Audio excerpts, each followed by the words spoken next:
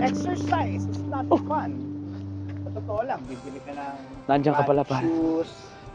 Sinasabi ko, exercise hindi fun. Ah, Una okay. bibili ka ng running shoes. Kumpleto ka dapat ng gear. Mm-mm. Di ba? Ang brains natin are so wired na gusto natin yung instant gratification. Aba, Pag tumakbo ka, ibig sabihin yung abs mo nandun ka agad. hindi naman. It develops in In time. time, oo. So, Pero kaya bago dito ka, makarating para dun sa makita ka, hapakan mo yung bubbles. Ito ang secret para maging fan ng isang jogging o Oh. exercise. Sumali ka sa isang event tulad nito, may mga bubbles pa, may mga fun run, may mga color bubble fun run na ginagawa nila para maging fun siya. And you do it with friends. Oo May nga. mga elemento, tapos gawin mo yan doon sa maaga pa lang. Kanina maaga nag-start ito. Oh, tsaka Para walang init. Mainit ang Pilipinas. Oh, Pangit mag-jogging hindi dito. yata healthy kung alas 12 ka magkakaroon Ay, ng sinasabi fun run, ko, di ba? Ang exercise talaga ay hindi fun at all. Pero, Brother TJ, meron bang study na yung with about the benefits of yung pagtakbo? It's Marami. okay. Nakakatanggal yan ng anxiety, depression, and Yeah. bukod dun sa physical aspect na ginagawa ito sa ating katawan, nagiging healthy ka, di ba? Ay, oo nga, isa siya sa mga Nagiging healthy ka. 8 dimension na natukoy ni Doc last time. Sorry, sa isang episode. I-link natin dito Yeah. sa channel natin, no? Pero nasan ba yung mga kasali sa fun run, di ba? Wala na, tapos Wala na na. sila. Maaga Tapos pa lang, na. tapos na eh. Ano na bang oras? Hmm. Okay, 8:10 na. Okay, may mga studies na ginagawa ngayon. May bagong discovery ang mga neuroscientists. Oh, at patungkol naman saan tong Meron study daw na to? part ng ating brain na lumalaki kapag ginagawa mo yung mga bagay na ayaw mong gawin in the first place. Aba, so anong nagdudulot nitong paglaki? Ano ba? Lumalaki yung muscle? Lumalaki yung... Meron isang part ng brain na tinatawag na anterior mid-cingulate cortex. Bago sa pandinig, di ba? In Ay, nako, anterior... At tagal kong i-memorize Yeah. yung word eh. What's it again? Anterior mid-cingulate cortex. Okay, tell me about Ito more. yung part ng brain na lumalaki every time na gumagawa ka ng isang bagay na ayaw mo. Pero nakakapagdulot na maganda sa iyong pangangatawan, sa iyong pag-iisip. Gaya ng... Pagbabasa, Aba, pag-aaral, pagbabasa ng mga interesting at makabuluhang mga topics. Hindi ito yung pagbabasa ng pornografiya na nagbibigay sa'yo ng instant gratification. yeah. Instant gratification kasi yung tinake mo na, instantly may dopamine kang secretion sa brain. It can be related to pleasure principle. Pleasure like Yeah, alcohol, okay. sigarilyo, So itong and all forms of addiction. yeah, itong yan. tinatawag mong study na to, what is again? The anterior mid-cingulate cortex. Yeah, ang hirap na talaga. Dapat Yeah. ikodigo ako every Oo. time na sasabihin. Tapos, pag lumalaki itong part ng brain na to, anong naidudulot here's the niya? point. Hindi naman tayo expert dito. Yeah. Pero sa mga nababasa natin, maaring ito raw ang nagpapahaba ng buhay. Aba. O, di ba? Kasi So, makikita mo muli na ang buhay napakaganda. Ang dahil palang, there are a lot of things that you could try na bago man sa'yo. Pero itong mga bagay nito ay nakakapag-develop ng yung 8 dimensions ng health na tinatawag na. Wait a minute. Kanina na nasabi mo na ang nagpapalaki ng isang part ng brain na to is yung mga bagay-bagay na hindi mo gustong gawin. Yung mga ayaw mong gusto gawin. Ayaw mong gawin. So, ibig sabihin pala, ako, medyo hindi ko hilig tong pagtakbo. Kung ginagawa ko to, ito ay magsisilbing magpapahaba ng buhay ko. Yes. Aba. According sa mga neuroscientists at sa mga bagong pag-aaral. Itong point, paano kung nagustuhan mo na? So, liliit yun. Hindi naman daw. Sabi, nare-retain daw yung size na lumalaki. So yung mga taong walang ginagawa, yung mga taong mahilig sa instant gratification, yung mga taong nalululong sa anumang klase ng addiksyon, tulad ng alak, sigarilyo, pornografiya, television, social media, wala nang ginawa kundi cellphone, maliliit daw ang anterior mid-cingulate cortex ng kanilang brain. At saka yung mga obese na tao. Yung mga obese na tao, yes. So maraming mga bagay. So, ang ibig ba sabihin itong anterior mid-cingulate singular complex ay maaari. cortex. Cortex ay maaaring solusyon dun sa mga obese na gustong humaba yung buhay Yes, nila. gawa sila ng mga bagay na ayaw nilang gawin, nawalan na sila ng interest. Oo. And also, kasi kapag instant gratification lagi nahanap mo, which makes the brain secrete lots of dopamine, meron ding mga disadvantages yan. Okay. Okay. Kapag ang isang bagay ay nawalan ka na ng interest, yung dopamine mo, hindi ko alam kung nagkukulang o sumusobra o sumobra na o naubos na, ang mangyayari ay madidepress ka muli. Maraming mga athletes na ganyan na na-experience. Okay. Eh yun lang nang tatakbo ka, pinapanood ka na maraming tao, may dopamine secretion na yan. Yes, also kasi Diba? Yung nawala na yun. Diba? So yun yung mga bagay na pinag-aaralan ngayon ng mga neuroscience, which is fun. Lumipat po tayo ng pwesto at naririto tayo sa isang tanyag na lugar na tinatawag nating Chocolate Chocolate Hills. di ba makita nyo naman, ibang background na naman, lumipat tayo. Ngayon ang tanong ko sa iyo, Brother Manny, paano bang magiging fun ang isang run o isang takbo?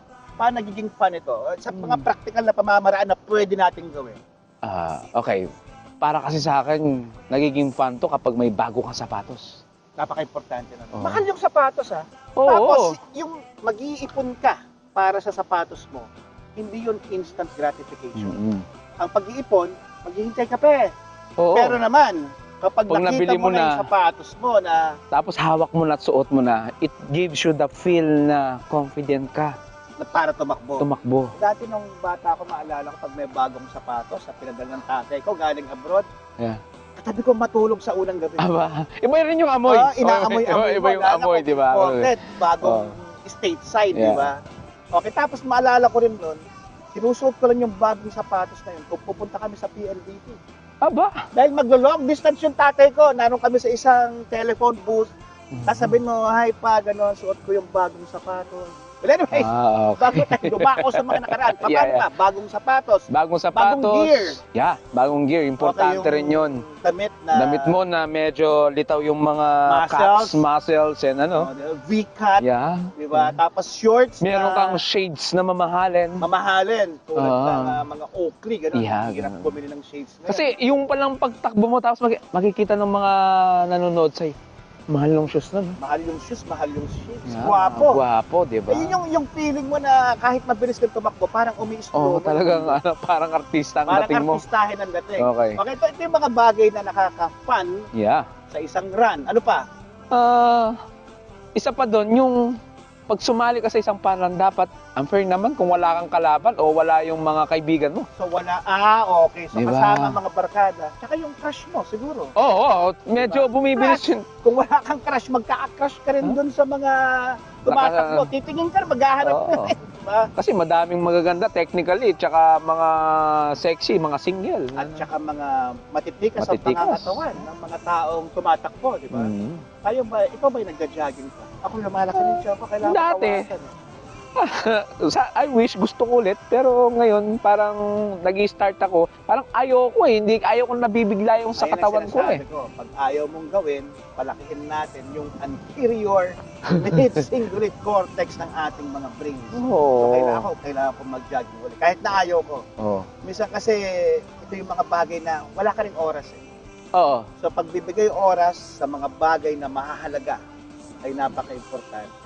Okay, so isa-isahin natin. Bagong gear, kasama yung sapatos, kasama yung damit, yung shorts. Mm. Ewan ko kung may mga nilalagay pang mga skincare dyan kapag nagpipilod ka.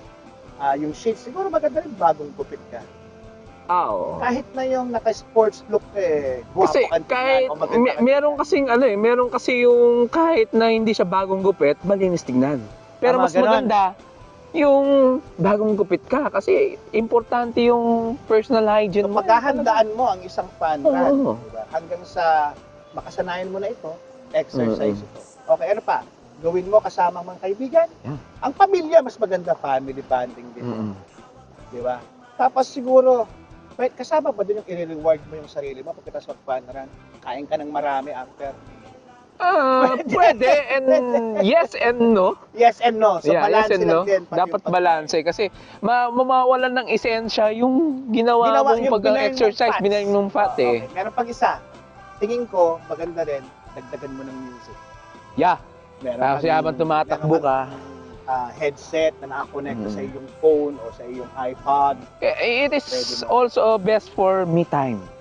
Oo Oh, nga, yeah. no. Me time, ibig Y- sabihin, pag tumatakbo ka, Marami kang iniisip. Sabayan mo ng music, Contemplate tapos ka rin. iko-con- Wish ka rin. Yeah. Diba? At saka yung, alam mo, meron kang goal na pupuntahan. Oo. Diba? Nakaka-depress ang buhay pag walang goal. Mm. Nakakalungkot ang buhay. Saan ka pupunta? Hanggang saan Yes. ka na lang ba? Takbo mo yan, brother. Yan, Diba? yeah. Yung fun run, if you will relate it into mental health, meron siyang lesson na matututunan eh. May maraming elemento. Yeah, O, maraming tulad ng, Tulad ng every fun run has an end and start. paano mo nasabing may ano yun? Okay, you start. In life, you start many things. Diba? Pero kailangan mo siyang tapusin. Kailangan mo siyang tapusin. Yung Regardless sinasabi of gaano kabilis.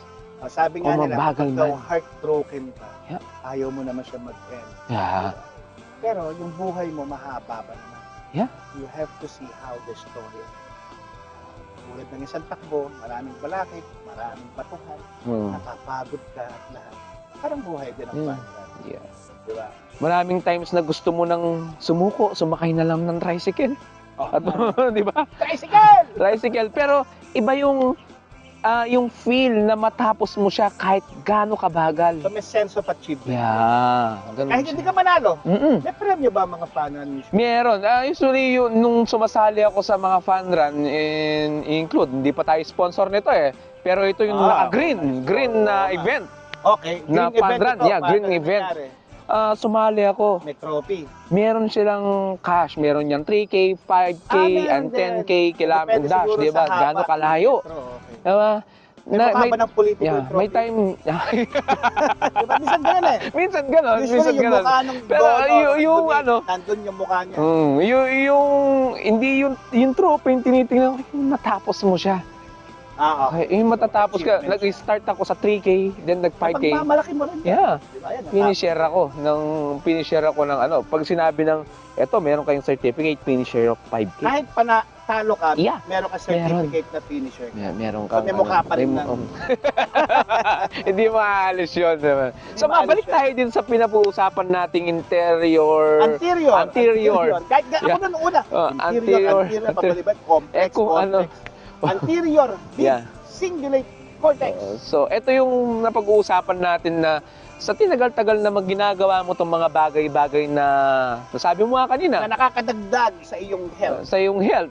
Which mean in the first place, ayaw mo silang gawin, pero eventually, dapat mo silang gawin. Kasi, dinidevelop mo yung dinidevelop mo yung pagkatao mo at nakakatulong sila sa health mo, sa yung psychological health, and biging sa yung mental physical health. health, Yeah. physical health, Ah. pwede spiritual health. Yeah. Dahil nagdarasal ka rin. Tsaka social health. Kasi, Social health. you get to socialize with different people na may Kaya masarap sana mag-jogging ka dun sa nature, no? Sa Oo. tulad ng chocolate hills, mga ganon, di ba? Mm. Kasi you commune with nature, so meron ka rin environment health na kasama rin.